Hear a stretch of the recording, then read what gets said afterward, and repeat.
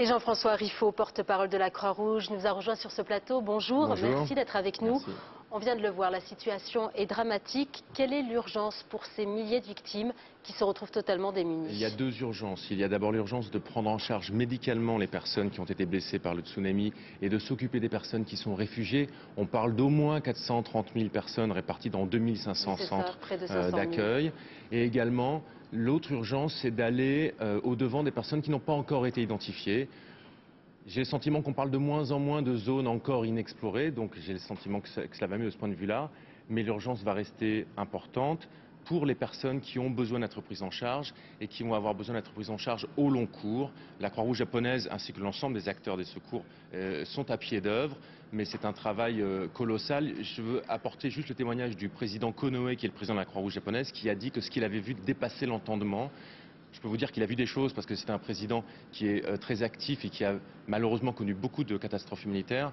Je pense que ça signifie l'ensemble, vraiment l'ampleur de la catastrophe. Vous êtes en contact permanent avec eux, avec ces secours qui sont sur place? Oui, la Croix-Rouge française n'a pas d'hommes là-bas. C'est la demande de la Croix-Rouge japonaise qui est de dire nous n'avons pas besoin ni d'hommes ni de matériel pour le moment.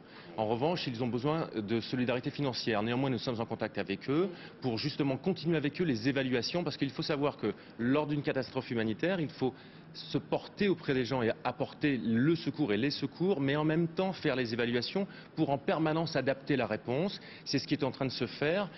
Nous allons de ce point de vue-là rentrer dans une phase de consolidation, c'est-à-dire on va voir quel type d'apport nouveau il va falloir amener et quel type de rotation d'équipe il va falloir faire. Vous parlez de solidarité financière. Est-ce qu'on peut leur renvoyer des dons? Est-ce qu'on peut leur renvoyer de l'argent? Bien sûr, on peut leur envoyer de l'argent. La Croix-Rouge française a indiqué au grand public et aux entreprises qu'il fallait donner de l'argent à la Croix-Rouge française et que cet argent serait entièrement transféré à la Croix-Rouge japonaise parce que c'est sa demande.